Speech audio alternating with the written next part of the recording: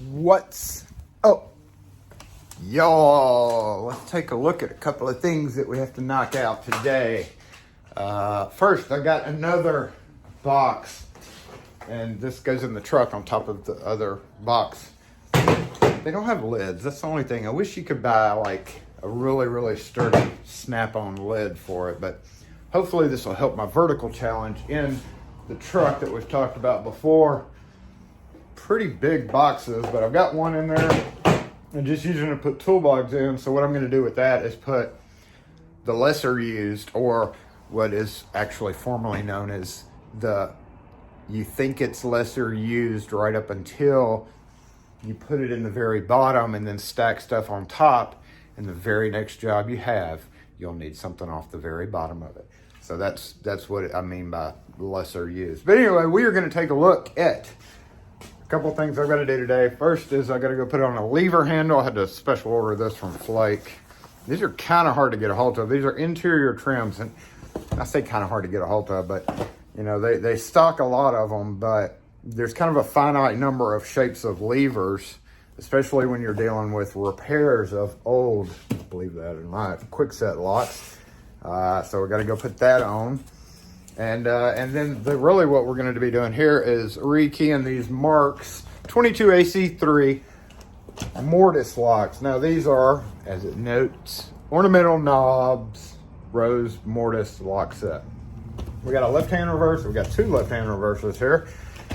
This is our retail price for these. However, it's going to be more to go put them on, and we're going to take a look at them because these are actually used on bar doors. It's literally the only thing that'll fit, even though I've seen a lot of interesting, I guess what you could call hack jobs with these. And we're going to talk about a couple of those little instances when we take them out and look at them. But anyway, this is the Marks 22AC3. There's also one that's a different length and width of faceplate. I think it's the 22 AC something else. I don't know what it is. I think the W is the faceplate. So it would be 22AC3 dash something else dash left hand or right hand. And they are handable, so no big deal there. Well, it's a big deal because you do have to open the case. If you were special ordering one of those for a customer, it would be ideal to get left hand or right hand, whichever you need. However, let's take a look. It'd be better to show you. Just much easier to show you what I'm talking about. So in this instance, we're going to be rekeying one set of cylinders to the other. However, I'm going to unbox it so that we can kind of talk about, two different ways the cylinders were sent there. We're going to talk about some of the nuances of this lock. Again, like I was just mentioning, the faceplate, the W, pretty sure is assigned to this. So there's 7 1/8. I don't have let me get my tape measure to show you. Tape measure to show you what I'm talking about. We've got 7 1/8 by a little under 1 inch, or right at 1 inch. Yep, 7 1/8 right there. So the faceplate, there's two different ones, and that's what that W stands for. So 7 1/8 tall by 1 inch wide. The other one is like 7 5/8 inch tall, I believe. So it would be a little bit longer and also a little bit wider. The W option, the shorter version, the 7 1/8 by 1 inch, is by far the most common ones of these. And what I was talking about earlier is ordering for what would be long. Well, you know, if you had a door, you knew which way it was handed, you could order it. However, these could be mounted either way.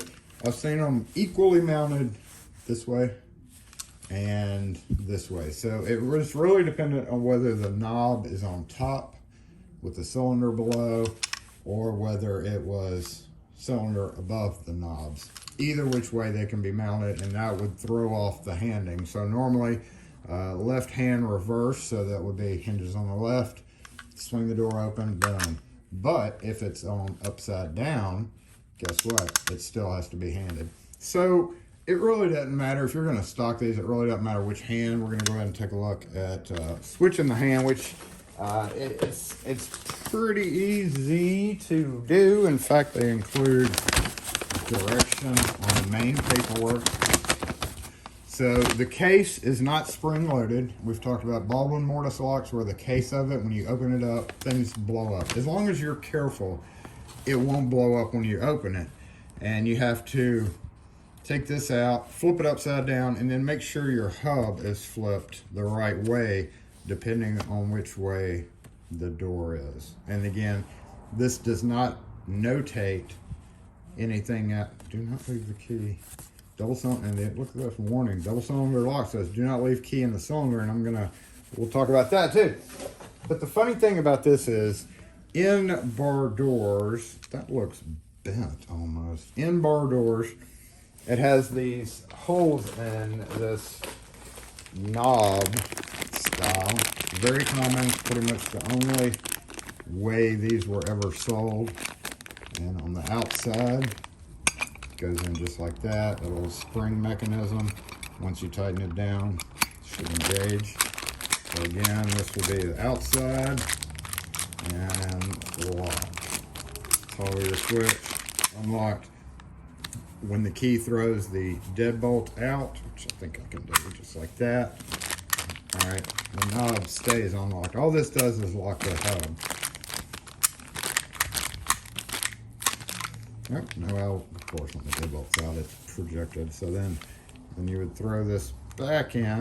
Oh, now, of course, this comes double cylinder, so you do have to be extremely cautious when you're putting these on houses. There is an emergency escape version of this. I think it's the 21 AC. So if you're putting this on like multi-family housing units or HUD properties where it cannot be double cylinder like this, in most houses and such, you know, all across the U.S., double cylinder bad, especially when you're talking about bar door locks.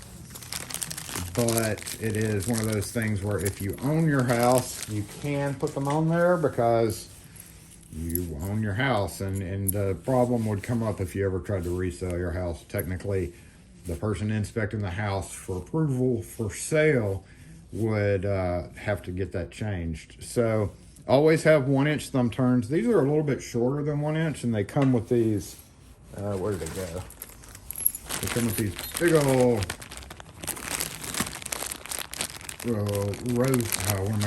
guard rings that are both conical and stand off the door. So the doors are so thin, once you put this through, right, it's only screwing in a little bit, comparing it to like glass style doors. There's a lot less clearance because the door is so thin. It comes with anti-weather washers to kind of protect the inside. But again, we're going to go ahead and just rekey these real quick.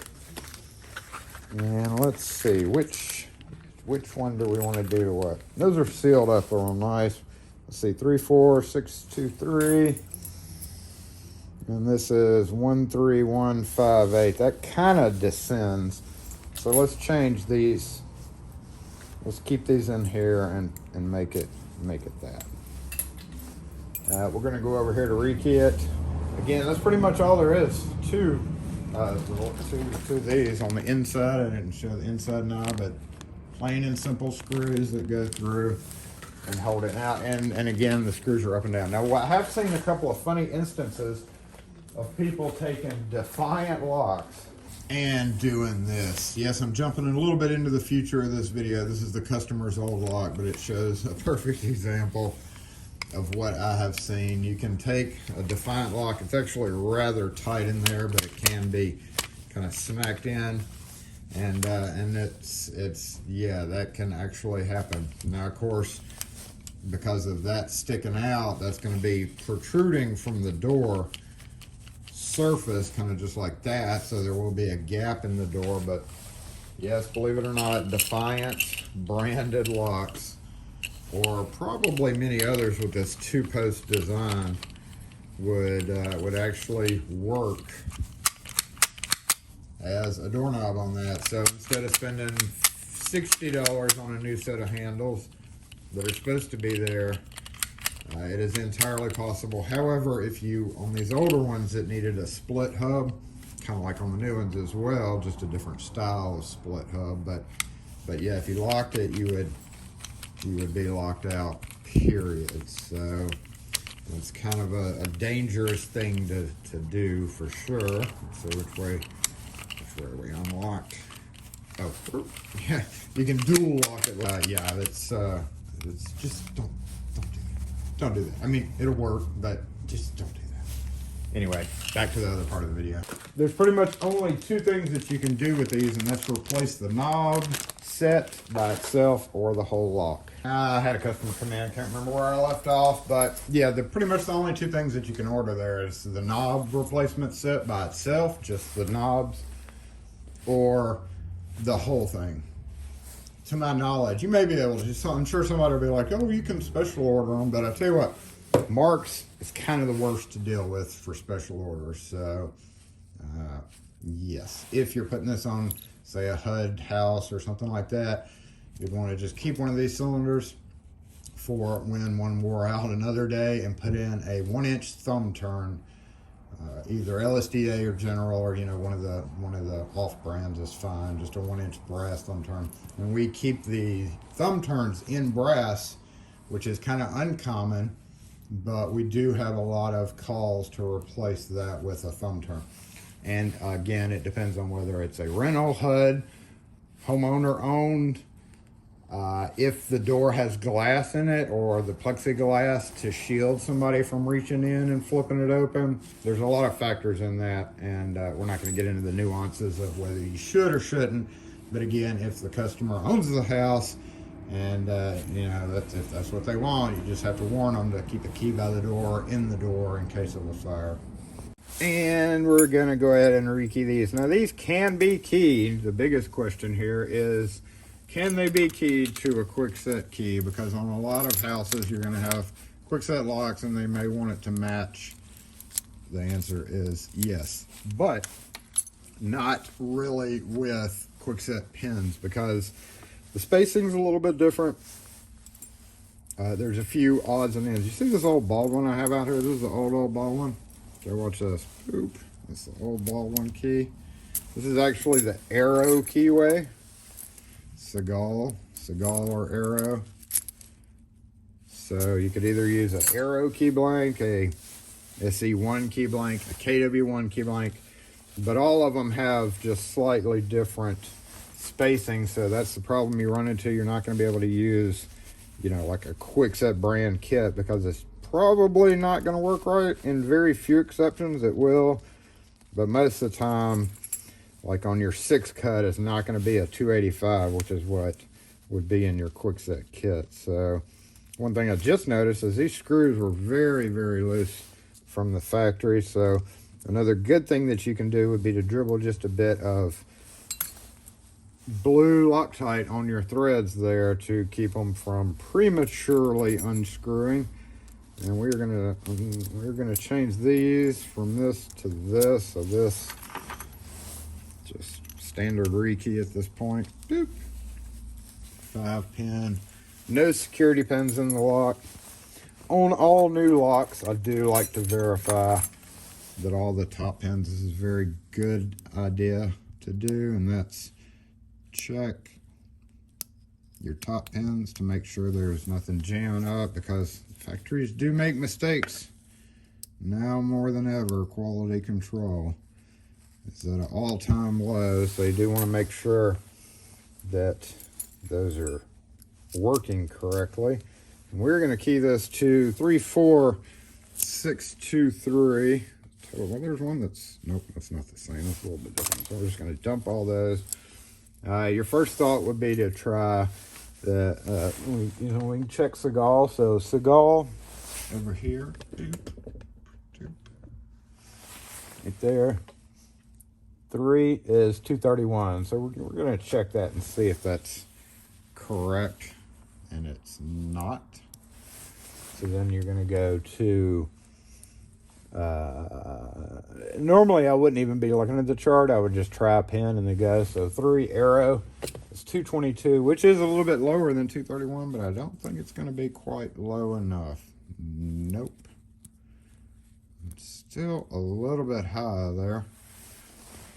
quick set, which I'm out of 219. So at this point, I'm just going to go ahead and drop it down to what I think the pins are going to be.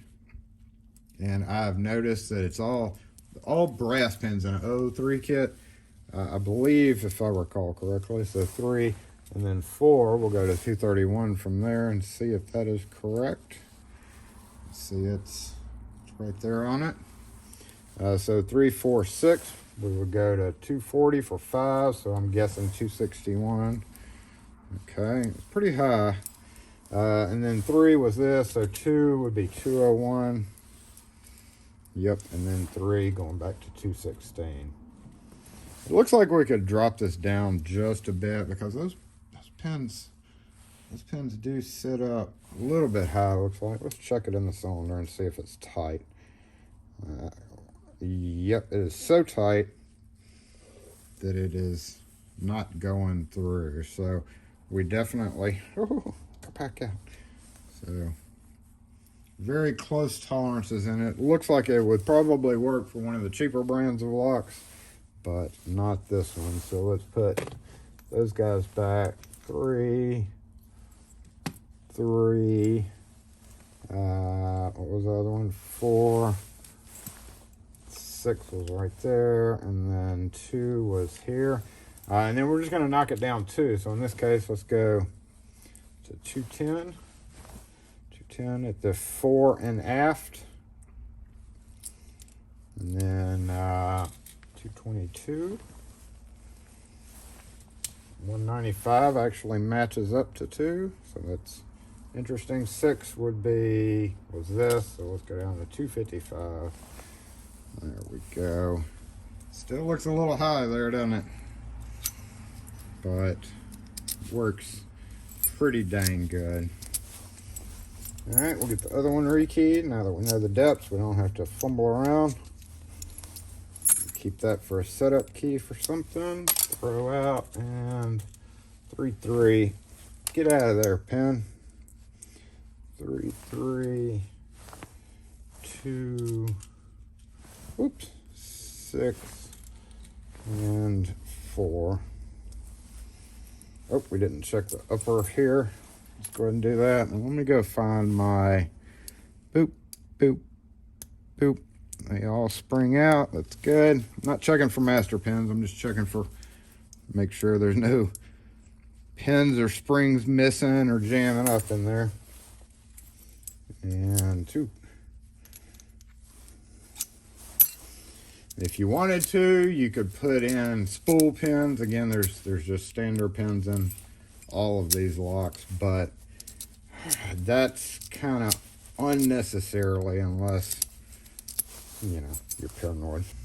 So what I'm doing here is what I said I was going to do with the Loctite. You always want to use blue, a good quality blue Loctite. I use Loctite brand Loctite. And don't let the metal touch the stream. Oh, whoa, that was way too much.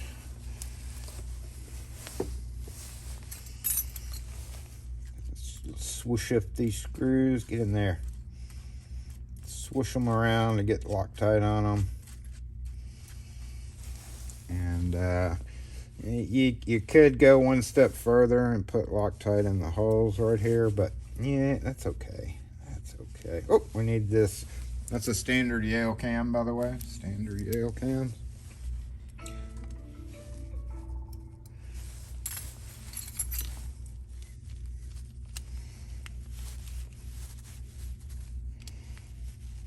Alright, wipe that excess off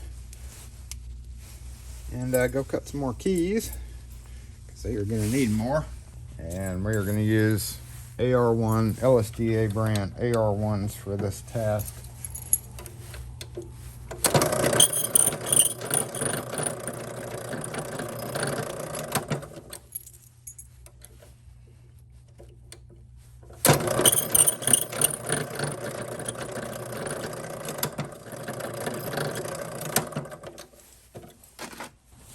Again, I always want to make sure they have extra keys so that they can leave a key by the door.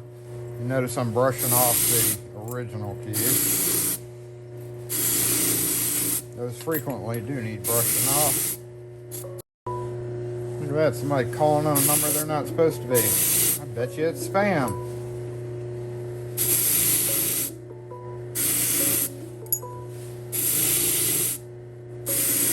Stop. It didn't respond to me. It just happened to stop when I said stop. Okay, check our keys. And we are good to go. We do need to check them in the other cylinders as well. Oh, and I do need to stamp them. Brand them.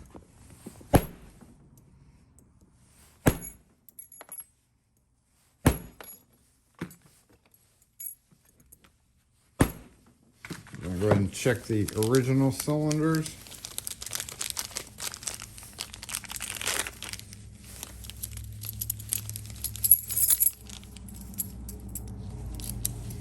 Look at that. That one has brass screws. I can't forget on site, since I'm not doing it here, but since I'm putting these in, I'm going to go ahead and take those out on site. It may very well be a case where they want it keyed up to their key. If it's a quick set, if I'm able to do so on site, then all that would have been for naught.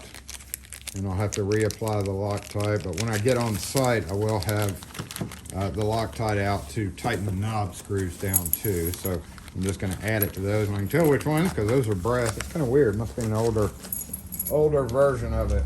But anyway, that's it. Okay, we need a screw. Oh, well, yeah. Little pointy screws. Anyway, you'd screw it in. I mean, it's just like any other mortise lock.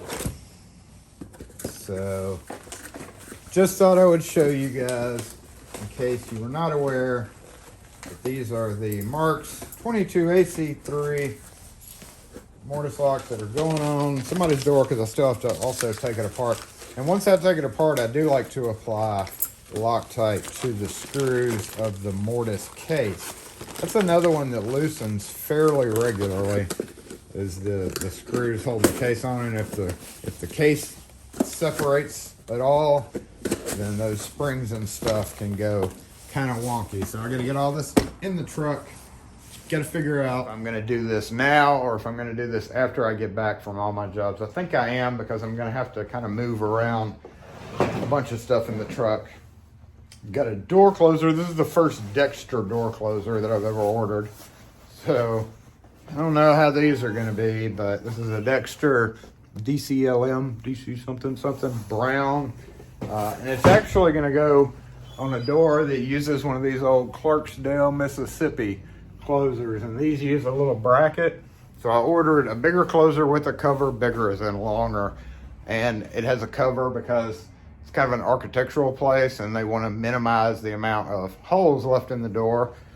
And there's always going to be holes left in the door in those. So worst case scenarios, we're just going to put screws in the head and be like, yes, those put screws in the head, put screws in the hole, just flush up against the door and be like, no, those are very much needed. I just noticed my hacksaw's in here. This needs to go in the truck, and I think I need a new blade here. And I also just realized that I need to get some more invoices because I'm out in the truck. So anyway, unless I put more footage in that's just an overview of the Marks 22 AC3, very popular iron doors that were built from the 50s to the 80s to the 90s, even up into the 90s I saw them being built. Kind of not new production, not really anybody uses those anymore, but those are still available. Literally, I would have to say it's one of the best items from Marks. Y'all know my thoughts on some of the panic bars and stuff like that from Marks, and also dealing with their customer service. But that is also is made in Dominican Republic. Made in Dominican Republic. There's a sticker on them all. So anyway, if you have any questions or comments on that or anything else, let me know in the comment section, and we'll catch y'all next video, unless I happen to take a picture and put after this. Okay, y'all, it looks like the one of the doors is good. They are both on upside down, so that one should be good. And the back door, though, on this one, got some locks. We lost this week is reversed. So we did get to flip it around. So it's on the back door like this, which means we gotta flip the latch and the hub around, which I guess is good. I guess we get to show you. Underneath here somewhere there's a screw.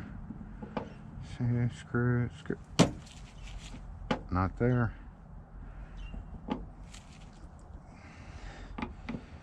Somewhere there is a screw up there. Sorry, Mr. Label.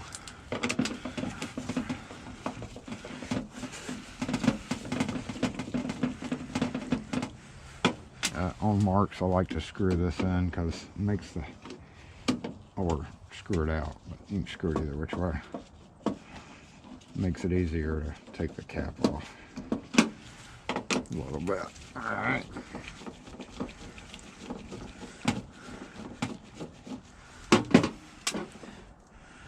I mentioned it was not spring loaded, so no worries there. So what we have to do is we have to flip this upside down. Boop. Get in there. Get in there. I think we flipped that upside down.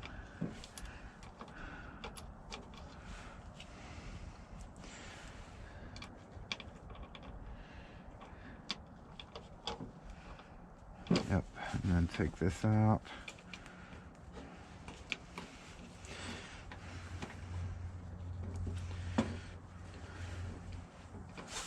I need a little flathead to do this.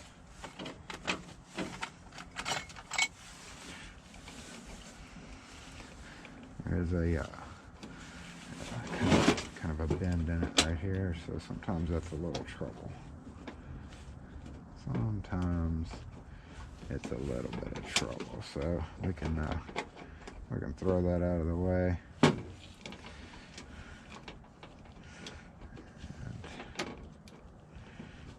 You're not wanting to come through very easily, are you? There we go. Be in trouble. Be in trouble.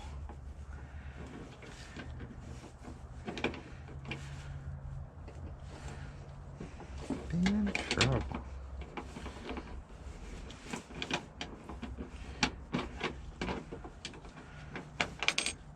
Okay, that jumped out.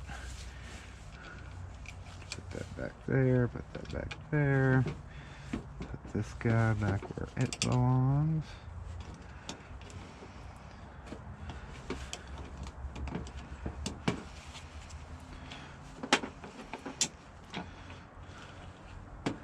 Which was right along in here. Roop. Get out the way. Hey, hey. Get out the way. Thank you. Boop, boop. And boop. And that should reverse it for us. Put back together. Yep, so now it's going to go on the door just like this. And let's double check what I'm doing here. Now, on the outside, locked, unlocked. That's how it's supposed to be. And put our screws back in. So one of the doors, both of the doors actually have glass. So I'm going to find out if she wants to do thumb turn instead.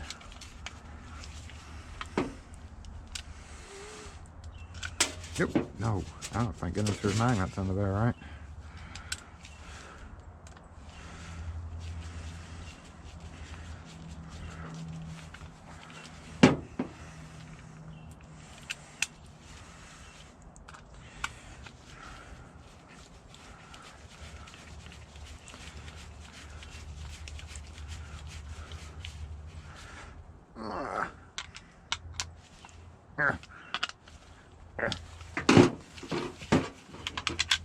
Okay, so that's it.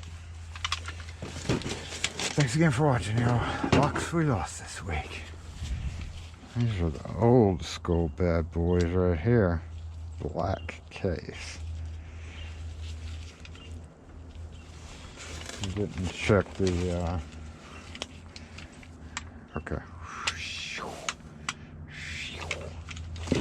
We're good, we're okay. Okay, that's it. So I got them put on the door, but I forgot the one little fact about this. They were only, they're longer now, so you do have to drill out the thingamajigger to make it work. And for that, you have to have a pretty narrow drill bit. Usually 9/16 will work. Let's see, we'll take 3/4. 3/4 may work too, I don't know. But yeah, you always have to drill it out just a little bit deeper to make it work. So anyway, there we go. All done. Worked fine. A little bit of tweaking you have to do back and forth, but other than that, that's it.